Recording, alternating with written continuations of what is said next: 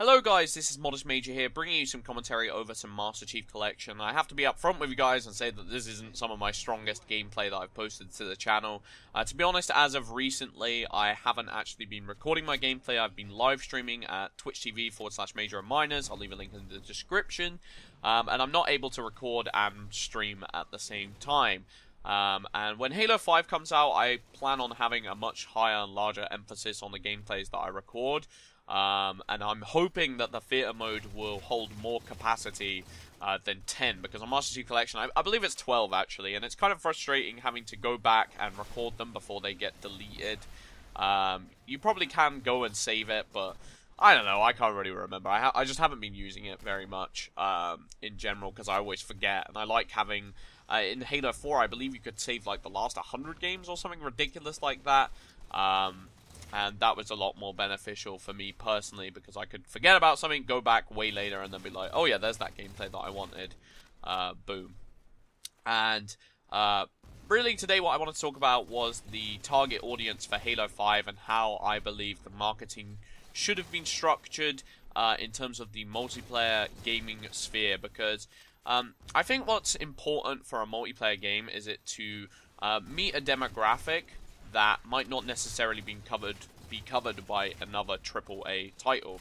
I think one of the biggest problems after Call of Duty came out is that people were trying to cover the same demographic that Call of Duty was covering. They weren't bringing in any new audience, they were just trying to target the same audience that Call of Duty had attracted. They were drawn in by this gigantic audience of players who wanted a more casual-friendly experience. If you go back to the older days of Xbox gaming and, of course, PC gaming, I think one of the criticisms that you could have perhaps leveled at it was that you had to put in a certain amount of time, and there was kind of a high skill cap to a lot of the games that you found on multiplayer gaming. And for the hardcore players, this was a really, really enjoyable aspect of gaming. This was something where, like, you know, each game that you put time into, you felt the fruits of your labor, and the more time you put into each game, the more you got back out of it. But there was a demographic of people who were missing out on this enjoyment, this excitement, and those people were the people who either didn't have enough time to put into the game, or who were scared off by the potentially daunting skill cap that was in the game. And Call of Duty did a fantastic job of finding this section of the community, of targeting them, and saying, hey, you know, here's a game for you guys who might not necessarily be able to go on an absolute tear every game. It's kind of the American dream of a video game where anyone can make it. As long as you put in a tiny bit of effort, you can probably get a UAV, a Predator missile, and you're on your way to a chopper gunner, where you're going to destroy everyone on the map at once in one foul sweep.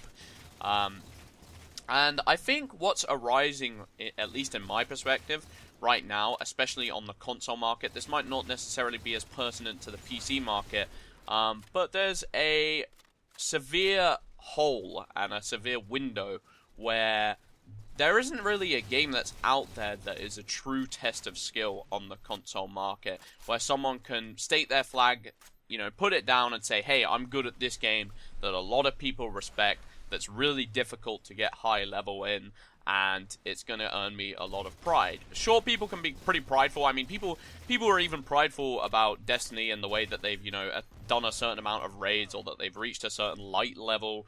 And you see the same thing in Call of Duty where, hey, I'm pretty good, I do game battles, etc., etc. But I feel like they're kind of injecting it into the experience, and it's not something that everyone buys. There was a time where Halo was this game where if you were good at Halo, if you had a 50 in Halo, it was kind of a respected thing, not just amongst the Halo community, but it was something that was recognizable outside of Halo. I feel like you could talk to your average person and say, I got a 50 in Halo 3, and if they were some sort of a gamer, if they had any stake in the gaming market, they'd probably know what that meant. Which I think was a really enjoyable aspect. You had some prestige to go for, and you had something to earn. I want to make a comparison and bring up Dark Souls. For a while, I feel like single-player games were getting easier and easier over time, and you saw games like Uncharted, you saw games like Tomb Raider, for example, you saw games like the Call of Duty campaigns. Single players were moving more and more in a direction of holding your hand. I think you could say the same with like Far Cry, where they have these quick time events, where they have these linear pathways where your hand is kind of held a little bit, And Dark Souls came out, and its whole advertising, its whole approach to the marketing of the game was prepare to die. This is a game that is much harder than any other game out there on the market, and this is a game where if you're good at Dark Souls, people are going to recognize you're good at Dark Souls. People are going to say, wow, you managed to complete Dark Souls? That's pretty impressive, dude. Like, good on you. And basically where I feel like Halo could seize this opportunity is to create some sort of prestige and some sort of elitism towards being good at Halo again. Towards making Halo this one game where it's like, hey, you know, if you enjoy playing your Advanced Warfares, your Black Ops 3 with its super abilities, your Destiny with its, you know, super abilities as well. All these games are becoming homogenized and meeting a certain demographic. I feel like this opposite side of the demographic, where there is a base of players who feel like they're kind of wasting their time on console, where the hardcore players feel like they don't have a game to put a flag down and say, hey, I'm good at this game, everyone should take notice of my skill level here, and everyone should spectate the game. Because Call of Duty has not reached that level, despite their attempts to, you know, publicize it on MLG, despite the competitive scene growing, and despite organizations like Optic Gaming becoming more prestigious. You still have a giant, sizable proportion of the community who do not recognize it as skillful, and Call of Duty is still somewhat of a joke. Treyarch went some degree in trying to reverse that with Black Ops 2, but I still think Call of Duty has that stigmatism towards it of, like, it's not that skillful a game. And really, I think that's where Halo 5 could have done a great job, you know, filling that gap in the market.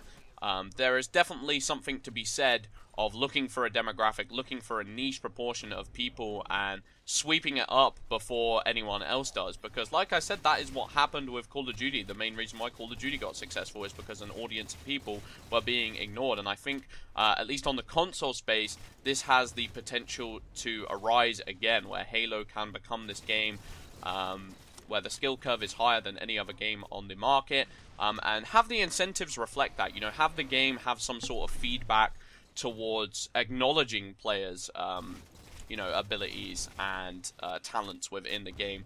I think recently, when we've been looking at YouTube and when we've been looking at the more hardcore aspects of the Halo community, a lot of the opinions that you see constantly arising and coming to the surface are Halo 5 is dumbing down the overall Halo formula. There's a lot of these abilities, there's a lot of this lack of high skill curve gameplay, where stuff like sprint, stuff like the movement abilities like the thruster pack are dumbing down the game. They're giving people get out of jail free cards, and overall the game is taking step back, especially in comparison to games like Halo 3 and Halo 2.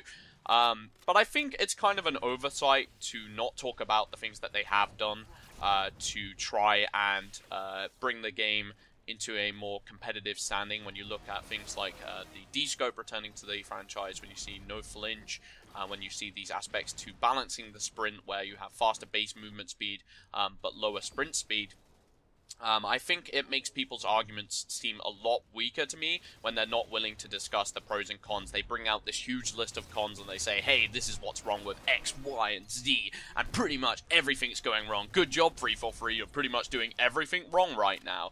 It makes their arguments seem much weaker. I think what it is it's this insecurity that if they admit some of the pros, then they'll be weakening their argument. But I don't think that's true at all. I think in order to make a strong case for something, you have to bring up the pros and cons, and you have to say why the end result is still a con overall. I think that's one of the reasons why Favin Halo's YouTube videos haven't actually annoyed me as much recently as they did maybe in the past, because he's actually gone to an extent to make videos talking about the pros of Halo 5, and it makes his con seem a lot stronger when I can see that he's deliberated over both aspects of the game. And I think it's a attempt that a lot of people should make to do if they're wishing to strengthen their game. They can't just come out and say everything's wrong with Halo 5, everything is stupid, and this game is going to be bad, because it's just not true whatsoever. Because if you look, you know, I feel like people are living in this bubble where they're comparing everything to Halo 2 and Halo 3, but the fact of the matter is the AAA multiplayer space has changed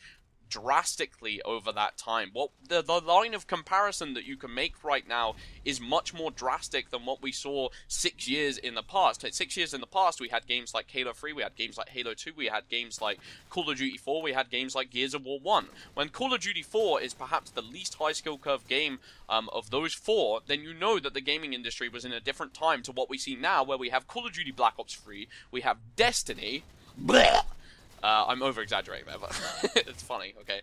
And, what's the other game?